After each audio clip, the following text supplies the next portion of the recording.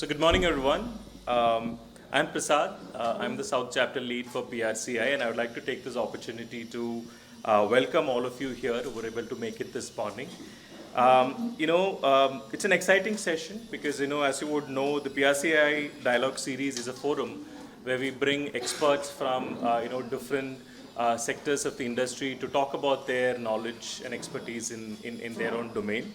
And we're really excited to have, a very illustrious speaker and a moderator today.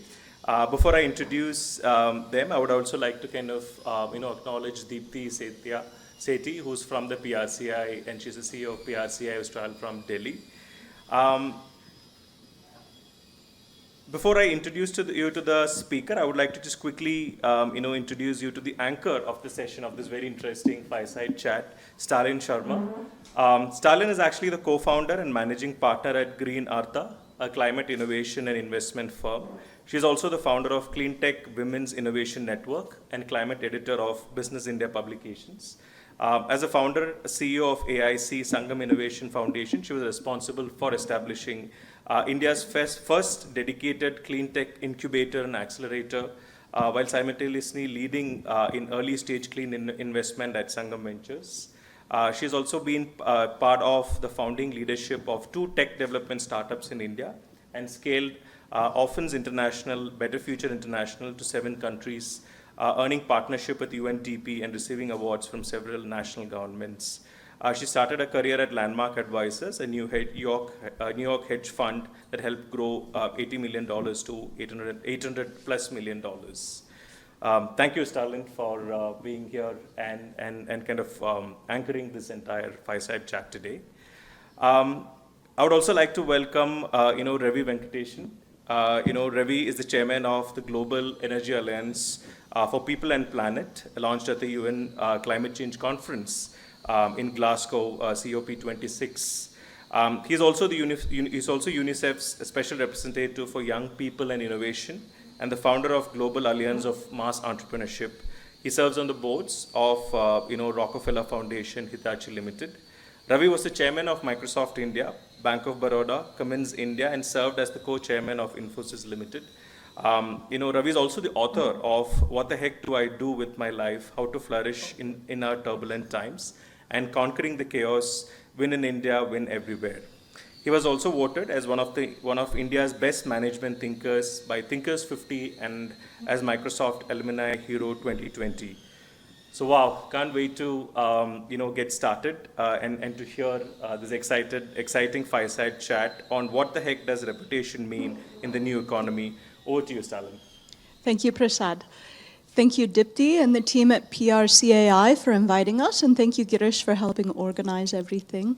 It's really a pleasure to be here today to speak with each of you and also to really get to know Ravi a little better and understand how some of his insights over his own career can be really valuable as we look at the new economy and as we look at what does reputation mean in the new economy.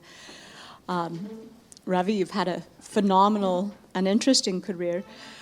As you think about 2 to 3 things that would be outside of your bio, what would you want us to know about you? Well, first of all, I think, good morning. Only in Bangalore can you start something at 9 o'clock and have most people show up. So it's one of the reasons why I love this city. Can you hear me? Yeah? Okay. So what would I say that you don't know? Well, most of you don't know me. One of the things I often tell people is any resume or bio is a lie, or at least only a partial representation of facts. We tell only the things that make us sound successful and what we want the world to know. So in that vein, what I'd say is, when I started out as a young kid, there wasn't another one who was more unpromising. So I was, greatly lacking in self-confidence. I was a profound introvert. At school, I had relatively few friends. It was a tough boys' school, and I hung out with just the 2 or 3 other misfits in the class. I was terrible at sports, really bad at studies. And even my mom, who was my number one fan, was very worried. My teachers were very worried. So, I had to do a lot to overcome that unpromising start. And why I say this is in the beginning, by the way, this is the book. But in the beginning, I opened with a quote from a psychologist who I really like called Carol Dweck. And she says, "A person's true potential is both unknown and unknowable, and it's impossible to foresee what can be accomplished with years of passion, toil, and training." And I think this is one of the most sort of encouraging things that I've ever read. And I think I say this whole sort of piece just to say my life is very much an illustration of this, that it's impossible to predict what can be achieved through just years of hard work and tenacity and a lot of good luck. So that's what I'd say.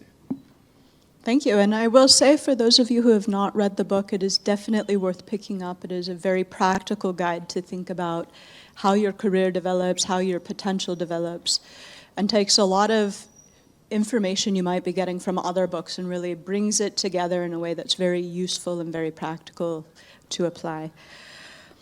So as your career has developed, you've had some really significant changes. What are the mindset shifts or the skills that really helped you adapt as you've made some very different changes?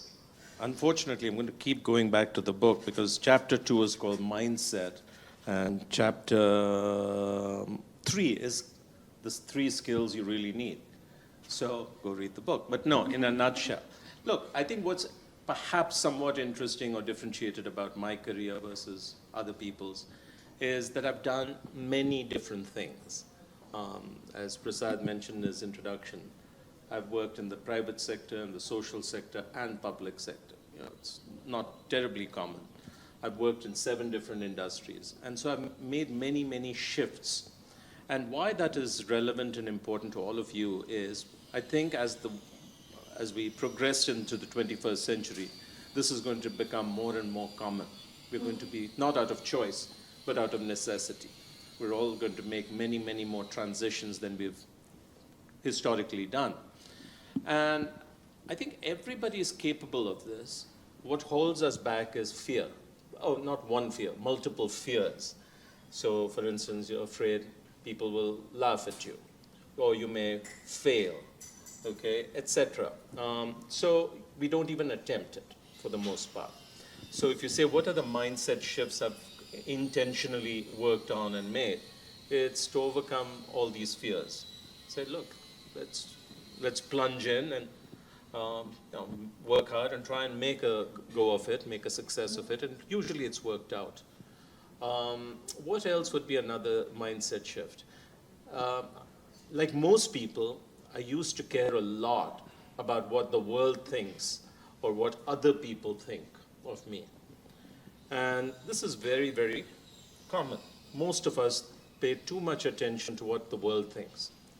It took me and that limits, therefore, the risk we take, etc. Because, what will my mother think? What will my friends think? What will so-and-so? The truth is, nobody cares.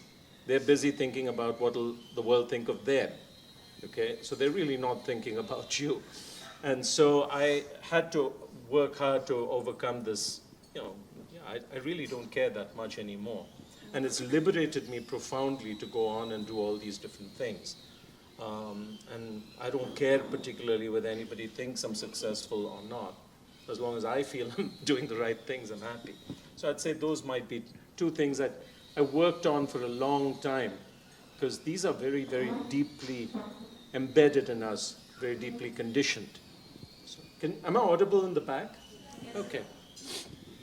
Thank you. I think that's a particularly valuable piece of advice, particularly for PR and communications professionals whose job is really around how do other people think about this. And so thinking and having tools on moving ahead with that, I think, is really profound. So as we jump into the topic today, what does the new economy mean to you? Well, I think the name says it all. To me, it means business, that part of the economy where businesses didn't exist 5 years ago, maybe, or certainly not at any significant scale. And usually, these new businesses are powered by new technologies or things like that. But it need not be only technology. I think it's businesses that are powered by a powerful trend. Okay, it's like a tide that's going to propel everybody forward. And so, everything to do today with AI or synthetic biology would be new economy. But I think that's too restrictive. I tend to think also about businesses that exist because of some fundamental new development, like the great decoupling with China. Okay, there's nothing new technology about it, but it's a huge, powerful trend. Okay, and entrepreneurs and businesses that ride that, I think, should also be thought of as new economy. The other thing I would say, Starlene, is that today every business is a tech business, okay? And everybody is trying to transform themselves using various technologies. And so in that sense, the new economy is actually much of the whole economy, okay? And so as we think about reputation in this new economy and how reputation is moving ahead, some of the issues that are maybe coming up with trust, fake news, and otherwise, what do you see as the role of reputation? How do you see it evolving? Look, I'm one of those people who thought that reputation was incredibly important, even when most people weren't making such a fuss about it, okay? And reputation is not a new phenomenon. If you think about how trade used to happen in the pre-industrial era, it was all based on reputation, because you didn't have contracts and legal enforcement and all that. Do I trust you? Do you have a good reputation for being trustworthy? And so people will trade with you only if you have that reputation. Otherwise, they won't. Or else the cost to trade would be very high.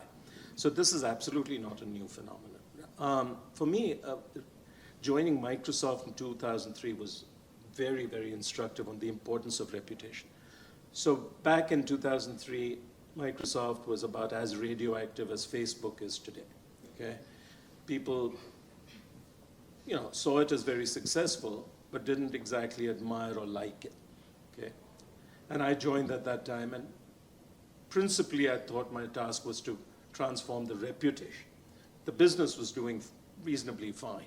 Okay, I didn't think they needed my help too much on the business side, although that was also useful. And so I went around I came from making diesel engines, so I knew nothing about technology. In my interview, I even said, look, I don't even do email, and the only reason I'm here is because I get to meet Bill Gates. Okay, so they said, come anyway. So the first thing I did, I spent 2 months or so going around just listening to people, talking to people, government officials, customers, people at large. What I realized is they want their sons and daughters to work at Microsoft, but they don't really like the company, they don't admire the company, they don't trust us. And this is the core of what we had to change, and that was manifesting in antitrust hearings in every jurisdiction. It started in the US, spread to Europe, Korea, even India with the Competition Commission, etc. And so I said, look, this is job number one. And I hired a lady called Meenu Handa. Some of you may know her. She was my right hand in this for 8 years.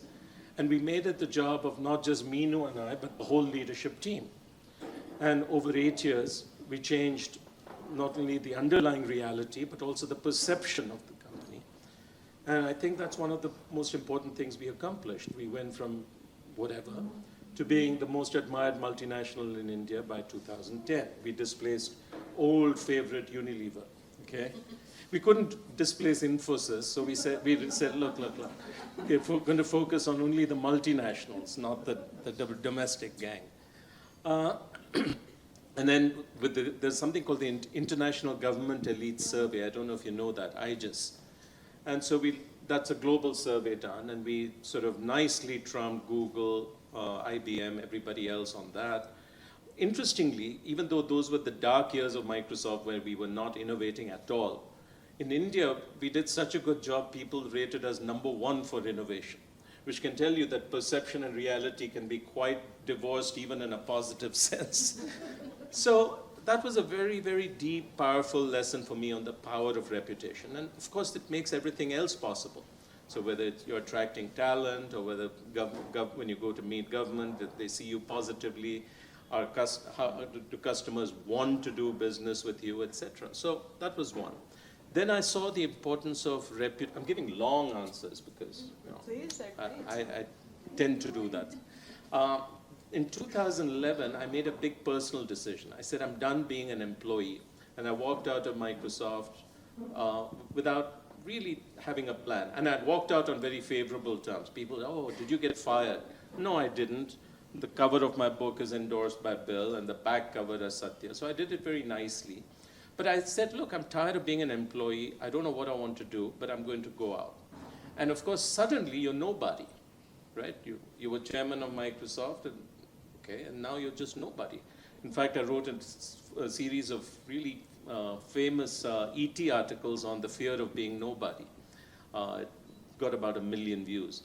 And so I had to build my own personal reputation, my own little mini brand, if you will, intentionally over the last 10 years, okay?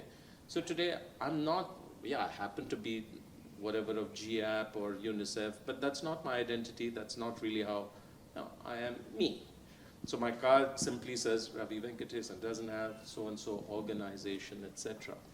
And so I've had to learn how to build your own personal reputation. I think it's incredibly important. So in my book, there's a chapter on strategies to succeed in the 21st century. And I said this, whatever you thought was the recipe for success in the past, it's probably not outdated. It's not going to work for you in this century.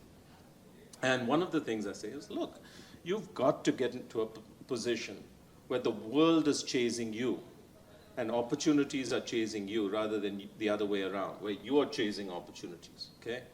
How do you get there? Well, one of the ways you get there is building your reputation, so that's personal. And so I think this is very important. Now, to the sort of moment in time. So you've got this, I think the challenge of building reputation today is harder than it's ever been.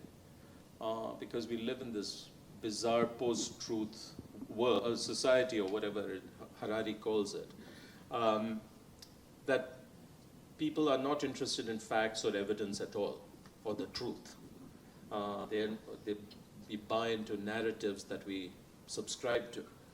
And so you've got lots of fake news and false information.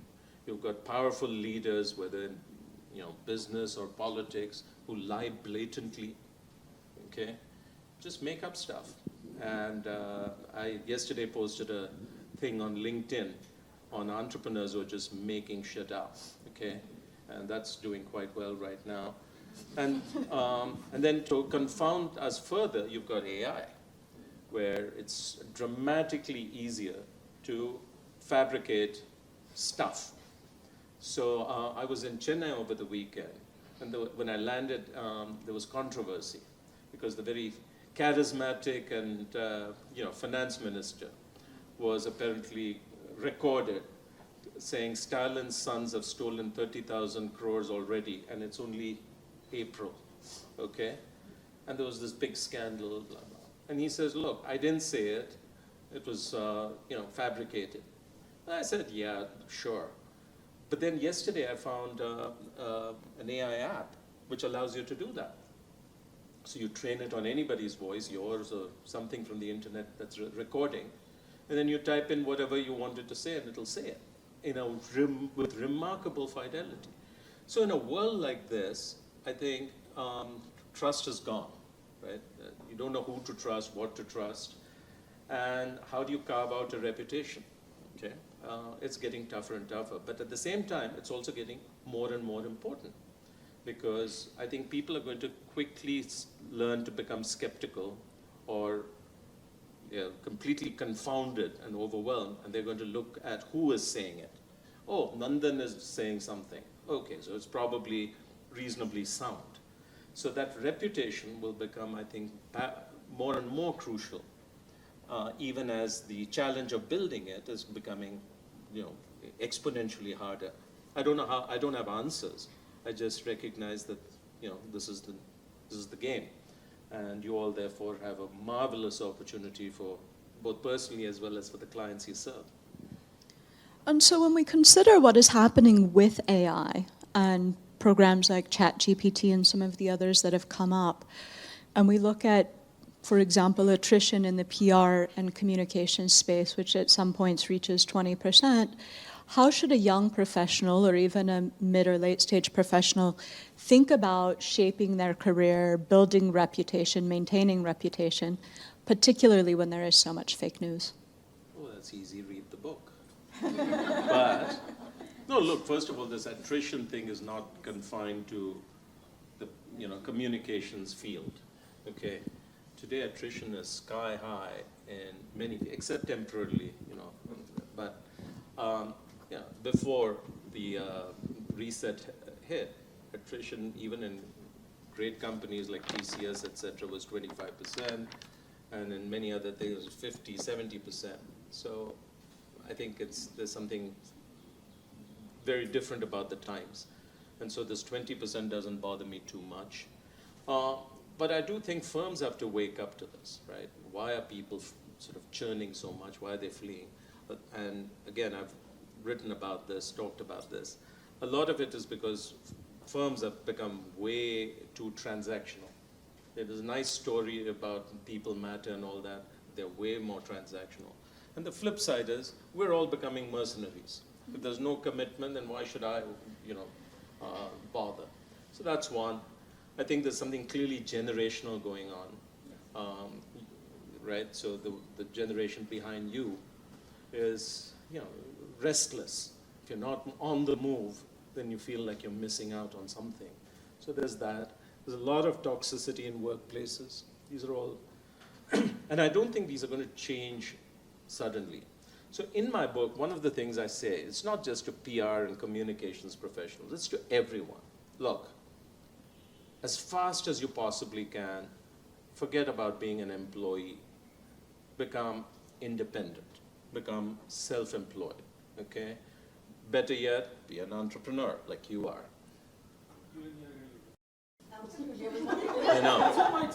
I know. Companies sometimes invite me as a motivational speaker, but I don't get a second, call back or invitation back. But I said no, and there are very good reasons for this. Okay, one is the idea of a stable job and a stable career is over. Okay, it's a very 20th century idea, and it's probably relevant for a very small but a vanishingly small number of people in this century. Okay, so you see I call it the great game of musical chairs, and you could be a star performer in a great company, and boom, okay, the music stops for you or your team, and you're caught out. And this is going to happen more and more. The second thing that's happening is, even if that were not true, you're living longer. And if you're going to live to be 90 on average, then you're going to, retirement at 60 is an absurd idea. You want to be productive, engaged till you're 75, 80, etc. I have an aunt who's living in a senior citizen home, and she just gave a dance recital at 82. Okay, so and that's great, and we're going to want to live that way. But this collides with another trend that says we like younger people. Okay, so after 45, 50, what are you going to do? So the faster you can learn to be independent, self-employed, etc., it's good. That doesn't mean you have to leave your organization. Have that mindset. So anyway, I can get into long stories about this. And so how do you do that? Well, there are one or two critical things about this. One is you have to find your so-called ikigai, to use a common phrase, right? You have to figure out this intersection between what you love and what you're good at, what the world might value, and try and swim towards that. And so that if you're not passionate about what you do, you're not going to be successful. So you might as well figure out what it is that you're passionate about, and you do that through trial and error, and I've described how I did it and how you might want to approach it. The second thing is, particularly with this rising tide of AI, you can't afford to be mediocre or me too anymore, okay? You have to be differentiated, you have to be excellent. The consequences of being mediocre are just going to become worse and worse and worse, okay? You're basically going to become fungible, displaced by technology, displaced by another person, etc.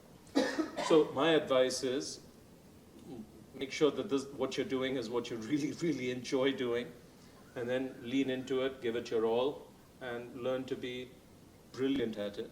And then you're going to be fine.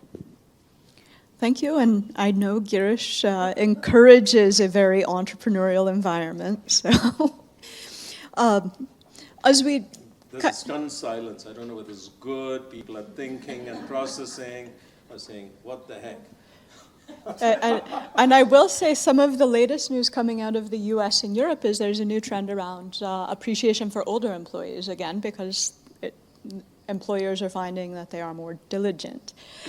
One of the things I thought very interesting in the book, and as we think about this idea of mediocrity as well as entrepreneurship, is leadership. And one of the things you had, a direct quote is, leadership is a central issue of our time. Rarely in human history has the gap between the challenges and opportunities that we face on one hand and the leadership capability has been greater. Right? And so as we think about this, like, how does leadership fit into reputation? How is it a guide for how one thinks about an entrepreneurial career, how one thinks about creating voice and communications?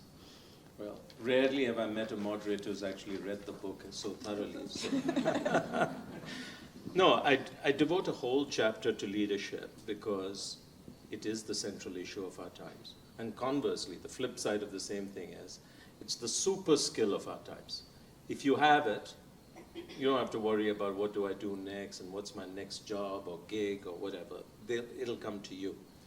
So why do I say it's the biggest challenge of our times? If you look at any issue today, we have the know-how, the means, etc., to try and solve it.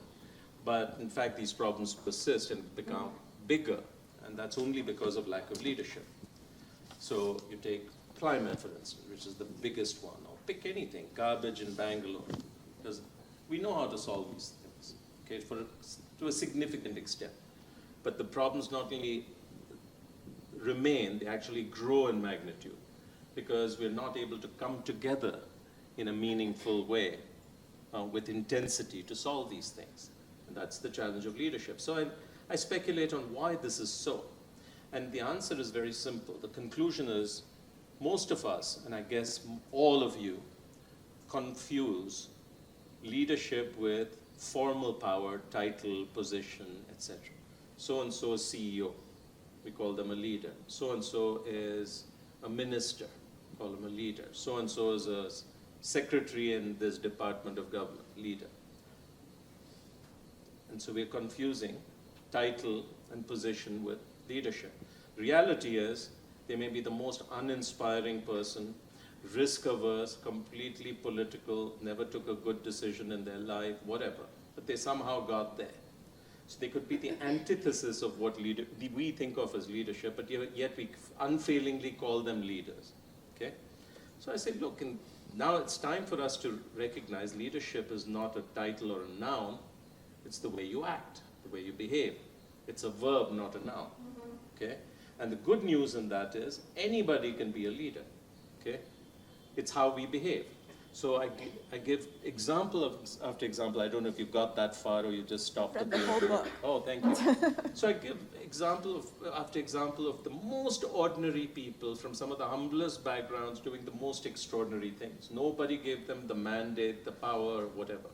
So I talk about this little boy who lives in a municipal garbage dump outside Ahmedabad and the way he's leading his community. And by the way, the YouTube video is fabulous when you see him, listen to him. He's a born leader, not a born, made leader. Similarly, my neighbor in Koramangala is a housewife, Padma Shri. She's got frustrated with the garbage outside her door and, BBMP not doing anything. And she decided to take it into her own hands. Now she's the leading waste warrior of Bangalore, okay? So this is what we need to see. Now, if you think about what does it take? Oh, the first thing is you need to start doing something. You need to start acting. Whatever is bothering you, whatever is inspiring you, you need to start, not just think about it, but act on it. But the very next thing is you have to tell a story about it, okay? Because definitionally, a leader is somebody who has followers. Why should somebody follow you? Partly it's because they get inspired by the fact that you're actually acting on something that they care about. And the other part is you're telling a story about it. So leadership is integrally bound with communication effectiveness, particularly storytelling. And most of us are pathetic at telling stories. I say this from great experience in all my organizations. Okay? It's not something a skill that we have developed. It's developable, but we haven't developed it. We haven't worked on it. I get lots of comms people. My comms people are always frustrated because they go bring journalist after journalist, writer after writer, and I just unimpressed. So this is one of the foundational skills of leadership or entrepreneurship. What is an entrepreneur? Entrepreneur has an idea, says I'm going to go build something, and they have nothing. They have to tell a story to attract the first customer, the first investor, the first employee. So storytelling is just such a central part of things. If you think about what differentiates humans from everybody else, every other animal, I think largely it's two things. One is the capacity to imagine, and the second thing is to tell a story about it, okay? And so I think this is central today, and it's going to become more and more central going forward. So as we think about how the new economy is developing, one of your more recent areas of committed interest, can you tell us how you started working in the climate space, and if there was a particular storytelling that got you excited? All right, so I think you're talking about the Global Energy Alliance for People and Planet. Look, this is a complete accident, okay? So I've been a trustee of Rockefeller Foundation for now 9 years. And one of the projects we had funded back in 2013 was setting up mini grids in India to try and solve this issue of energy poverty. So we don't realize it, but if you don't have energy, you can't have development, okay? And so this is called energy poverty. And so we said, in parts of Bihar and UP and Northeast where the grid doesn't reach, may never reach, how do we set up little mini grids and use that to enable micro enterprise development, not just light bulb and mobile phone charging, but actually can you see small businesses starting up, etc. That was reasonably successful. And then COVID hit, we were locked down, and we were all doing these things on Zoom calls. The board said, look, at a time of such crisis, it's time we had a moonshot. And, okay, do something transformational. If we don't, who will? And we discussed various ideas, and we said, look, our moonshot should be energy access. Okay, there are 1.2 billion people around the world who still burn wood or some form of biomass for fuel. And so we said, let's see if we can, make a significant enough dent in this. But then we realized the 250 million that we give away every year is not nearly enough for this. So we need a collaborative to come together. So I know IKEA Foundation, etc. quite well. So I brought them in. Raj Shah, who's our president, managed to cobble together a coalition. And that's how GAP was born. They said, look, it's not enough to just do energy access. You must also worry about decarbonization. So GAP was announced with $10 billion of capital, of which $1.5 billion is philanthropic capital, the other is concessional finance from the development banks and so forth. And our goal is to try and accelerate the energy transition to renewables in low and middle income countries. So Malawi, Congo, India, Nigeria, Indonesia, all of them. And we have three big goals. One is around carbon, 4 gigatons of carbon to be either taken out or averted, 1 billion people having energy access, and we want this transition to be just. Anytime there's a big transition, like AI, you have the potential of either converging inequality or amplifying inequality, and this energy transition is like that.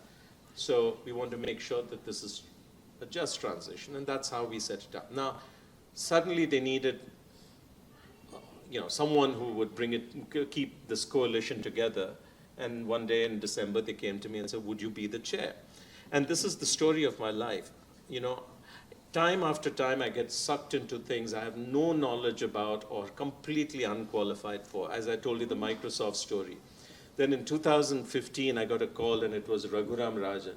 And he says, hey, do I have a project for you? I said, what's this? He says, I want you to chair Bank of Baroda.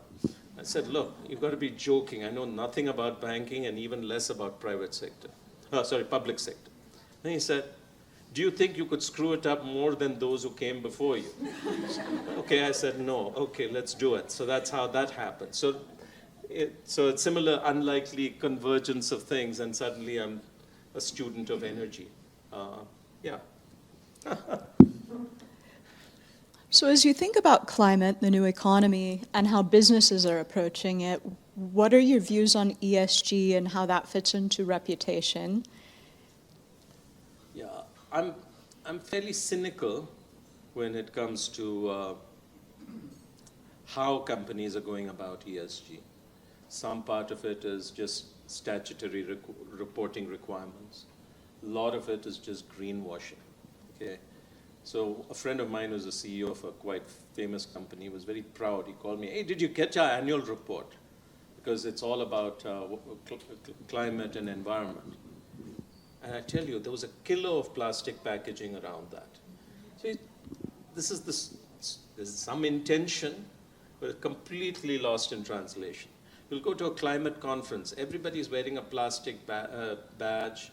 There's plastic bottles everywhere. They're giving you a big bag of goodies, okay? Where's the thinking? There's a complete disconnect between what is said, what is done, and intent, okay?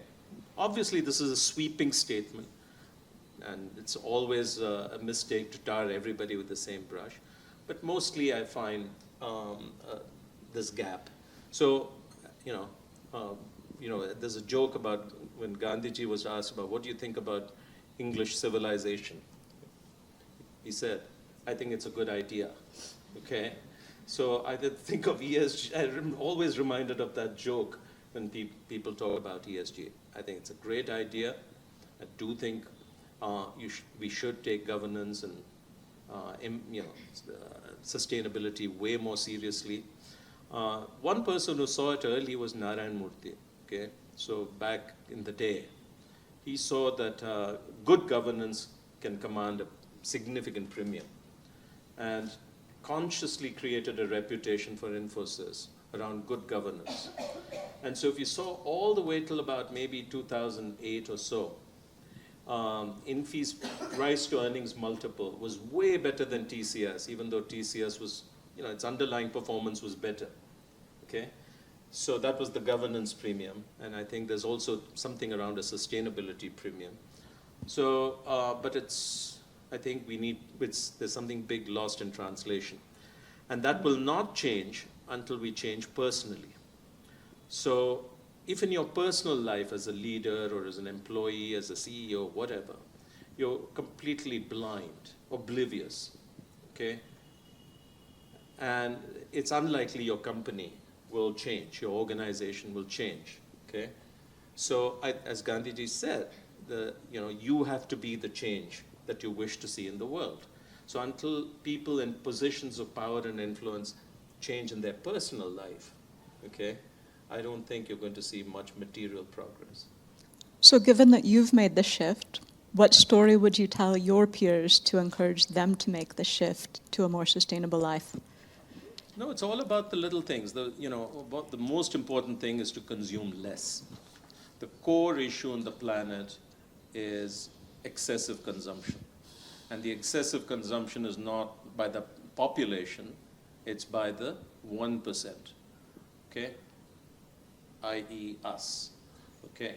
So the most important thing is to examine our, and I do this, buy less, come to a conference, don't take away any goodies, refuse to take the memento they give it. I hope you don't have any such thing, okay?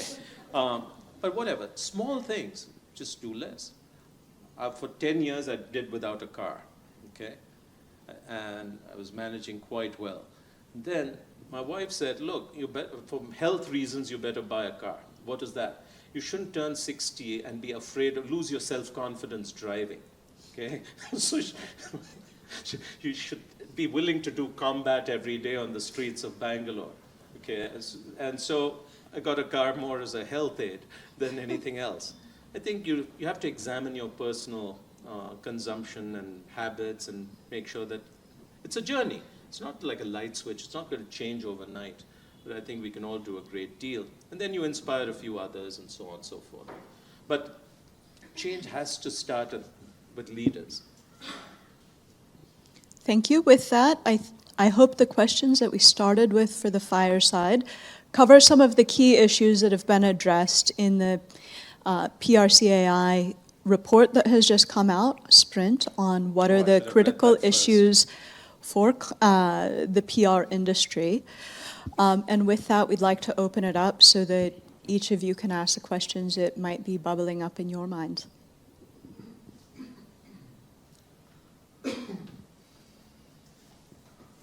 Yes, please. Yeah, just say it. It's fine.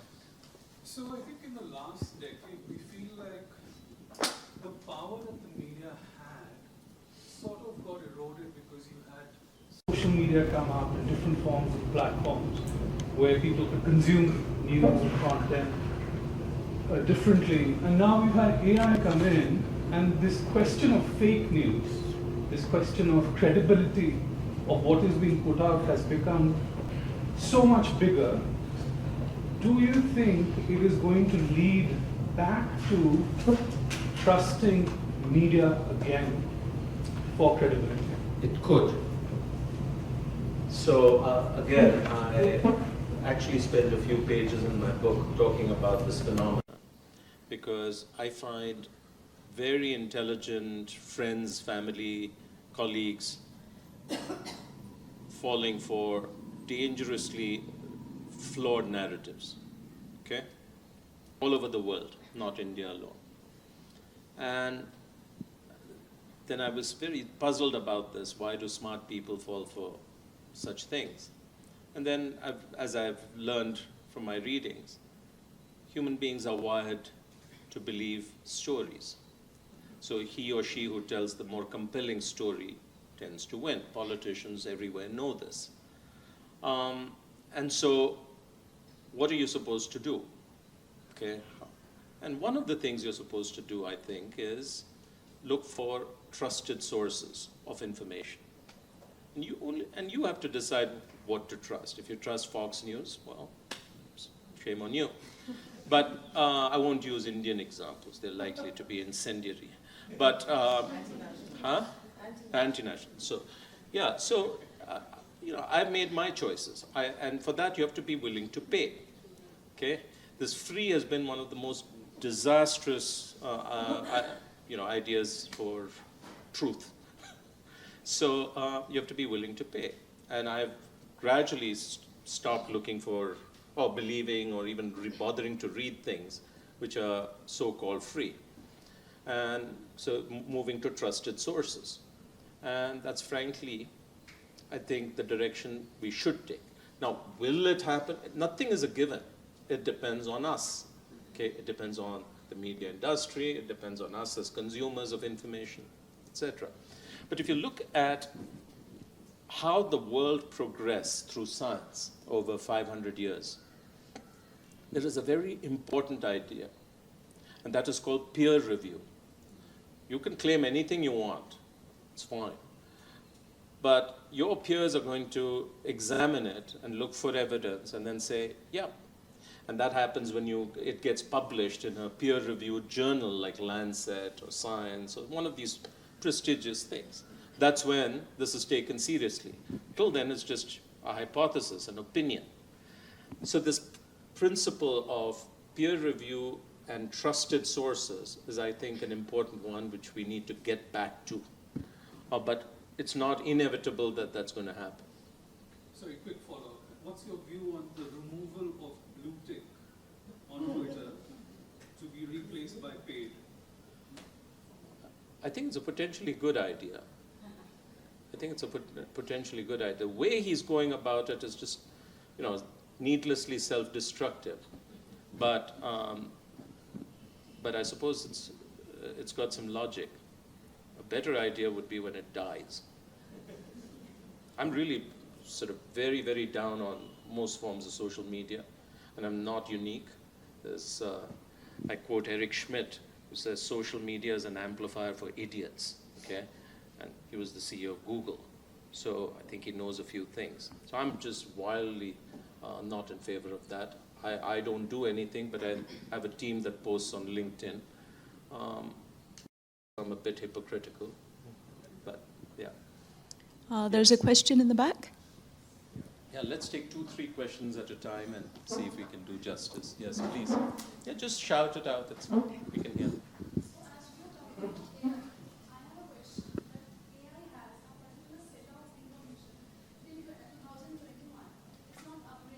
You're talking specifically ChatGPT 3. Yeah. Will take over, and what about the future generation? Wow, that's a huge question, but thank you. Anything else, or should we take just that? Yes. You spoke about, I'm sorry, I lost my train of. You spoke about building personal branding, right? And you're right, it's not about the organization or the designation that you hold. There's also a lot of things that's kind of going against people when they start building their personal branding, right? They start overdoing it, then you become, too repetitive, too boring. Then how do you think then you draw a line when perception kind of takes over that you're ranting too much on platforms, right? In the name of building personal. Yeah, I'll handle these two and then come back to the next one. So this AI thing is obviously got all of us riled up and thinking, agitated. And while everybody's talking about it, almost nobody knows anything about it, including me. Okay, so whatever I say is an opinion. Okay, and I don't have any sort of shame in admitting to this, because there's this super AI researcher at Google, Jan LeCun, and he says, look, I also don't understand how it produces these answers. I have no way of understanding. It's like a black box. It's generative, means it's making up stuff on its own in ways that we don't understand. And that's why it's so scary. So everything that's being said, etc., right now is speculation with a lot of anxiety and fear thrown in, etc. But I do think we can make a few predictions by looking at history. Okay, I like history a lot, and I wrote a piece recently called, AI steam engine moment. Okay, and why I like the steam engine is, look, the first steam engine was invented around 1700. And by a guy called Newcomb. Okay, it wasn't Watt, it wasn't James Watt, it wasn't Stephenson, it was a guy called Newcomb. And he built it to pump water out of mines. And it was a terrible, terrible design, unusable for all practical purposes. But very quickly, it got improved on. Watt came along, James Watt, we read about him in our books. And he added some features, particularly a condenser, and suddenly it became more efficient. And after that, people found many, many, many, many uses for it. Somebody put it into a trailer, into something with wheels, and it became a steam locomotive. Then it started powering steamships, factories, etc. And it transformed the world. Okay? So there are many, many similarities to what's going on with AI. The first versions are crappy, but they are indicative of the potential and power of this stuff. I was telling someone this morning, yesterday I was doing some work on ChatGPT, and I asked it to cite its sources for something, and it quickly produced 10 links, okay? And that too, it said Harvard Business Review, So then I went and opened those links. 9 out of 10 were fake. They were not links, okay? It had made up stuff. It's bizarre. Okay, so you can say it's got all these flaws. But these flaws will quickly be overcome. You see the big advances with version 4. and so on. So this is going to be monumental, and nobody has any idea about how it is going to play out, because there's so many variables involved in this, okay, including regulation. So one of the interesting things to me is, what was the consequences of the steam engine? It was devastating for the world, okay? You can say, well, it created so much prosperity, but that happened after 100 years, 150 years. The whole generation of workers in Britain in particular, but all of Western Europe, were wiped out because their jobs got automated. Then the Brits became very devious. They exported their job losses to the colonies, particularly India. So all our textile workers and artisans got wiped out, and all the big mills of Manchester and so forth prospered. But about 2 generations of people, even in Britain, were wiped out, okay? And when they tried to revolt against technology, they were crushed brutally, which was called the Luddite Revolution, those of you who again have read it. It feels like this could very plausibly play out with AI as well, okay? But it's not inevitable, because if the government or whatever puts in place adequate checks and balances and regulations, you can figure out how to get the best of it and not the worst effects of it, okay? I looked also at history, at the second and third industrial revolution. They were mostly benign in contrast to the steam engine. So the second industrial revolution was electricity and the internal combustion engine.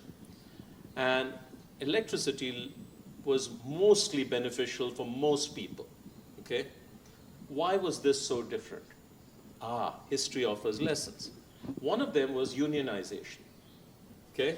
So labor managed to organize, particularly in the US and Europe, and it prevented the worst excesses of capitalism, okay? Then you look at who produced electricity. It wasn't pure play private companies like we have in tech. They were regulated utilities, okay? So there were limits to their power and exploitative capabilities. So how this is all going to play out in terms of job losses and will it be net positive or not, is completely unknown and unknowable. It depends on what we do as individuals, as governments, as businesses, whether we act responsibly or not. Given human history at this moment and also this moment in time, I'm not optimistic. I actually see a very, very high probability, not inevitability, of fairly large-scale job losses. And typically the job losses are low-skilled and moderately skilled people, right? So if you're a low-level coder at whatever, some big IT company, you better be worried, okay? If you're a so ho-hum journalist, you better be terrified. If you're a pathetic lawyer, it's as good as over. So that's the thing. So what can we do as individuals? That's what's important. Not what should government do, what should Microsoft do. That's of no consequence to any of us, okay? It's a nice conversation at the bar. What can you do? And what is most important is that we start using these as tools and become proficient and really good. I'm not a techie, even though I've spent 15 years in tech. But I start using ChatGPT just like I learned Excel 20 years ago, okay? It's a terrific boost to my productivity, and it's not just productivity, creativity. I'm a writer, I'm a researcher. I do most of my own writing, I don't farm it out. And I get my sort of ideas by doing some queries. So I think we all need to learn these things and make sure it's a tailwind, not a headwind for our professional and personal lives. Long answer. Your question was even more important, and then I think we have to wrap. Look, anything taken to excess has consequences is a bad idea. So I refuse to use the word influencer in describing myself. I just detest that, okay? So these people who, obsessing on building their own personal brand or reputation, etc., I think you could often get carried away, and usually it ends badly. So for instance, they lend their reputation to some bad product, and then there's this backlash, and we're seeing quite a lot of that. Okay, every day I get 1 or 2 requests to, make some extra money by doing that. Or we just get nauseated, and I won't mention names. Okay, if this person even says something, I just tune out. So what can, look, I can only say, what do I do? I think the trick is actually to say, look, do I have something useful or interesting to say? Then say it. Otherwise, don't say it. Okay? This constant babbling is actually doing you a bigger disservice. The world just tunes out. And so, Sheryl Sandberg said something, at least one thing in her life that was interesting, that was, build your voice, not your brand. Okay? And lend your voice to issues that you consider interesting or important. I think that's a very good way of thinking about it. Okay? The point is not to add to the noise out there. Do you have something useful or interesting or important you care about, and you think some others might care about? Then say it. And if you do that, you build something distinctive. And people wait to listen to you. It may not be the biggest audience, but it'll be a discerning audience. So, anything else you want to? You want to permit some more questions? We can. I think that we're supposed to wrap up, given... We have 2 minutes. There were 2 hands. So I'd love to take this lady and that gentleman. Yes. I just wanted to ask, is there any secret sauce to build a consistent reputation? Because when we talk about personal branding, for example, a lot of the times it's building your own personal brand, not really as a leader of the company. So you're not really building the brand of the company all the time. It's a lot about how you promote yourself online, right? So, I mean, there's always this tricky thing between the two. So is there, according to you, is there anything that sort of maintains a consistent reputation? It's a really good question. I can only reflect on. It's constantly tempting when you're a CEO of an organization, that to a powerful organization, let's say Microsoft, to use it to build your own brand. Okay, it's tempting, and sometimes it happens without even realizing it. You just get caught up in that. And I think it's very important that the people around you have the courage to speak truth to power. Say, look, tune down the you and amp up the company. And so in my case, I think Meenu was pretty good at that, and I've had some luck over the years with strong people who made sure that the balance didn't get too far out of whack. But even today, you look around, it's all, in many cases, it's all about the person.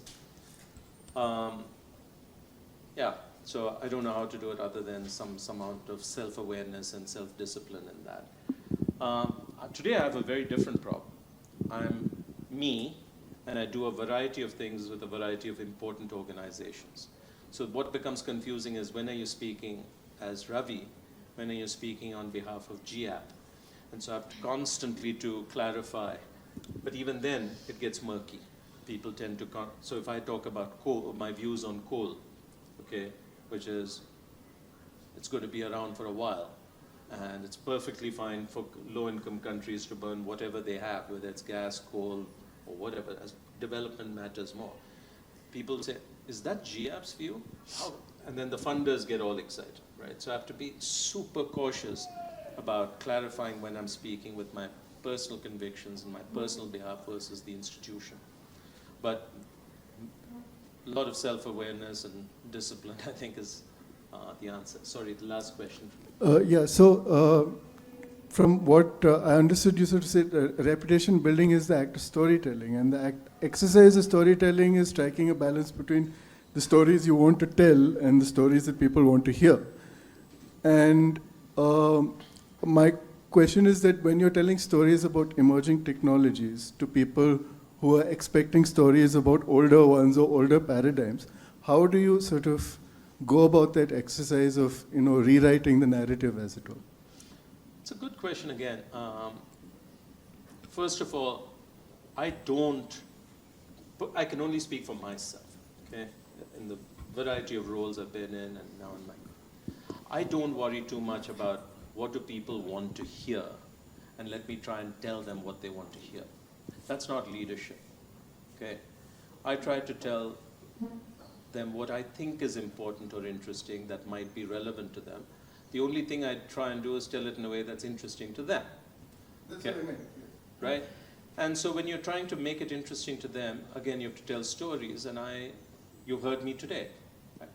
I give personal anecdotes. I try to use a little bit of humor.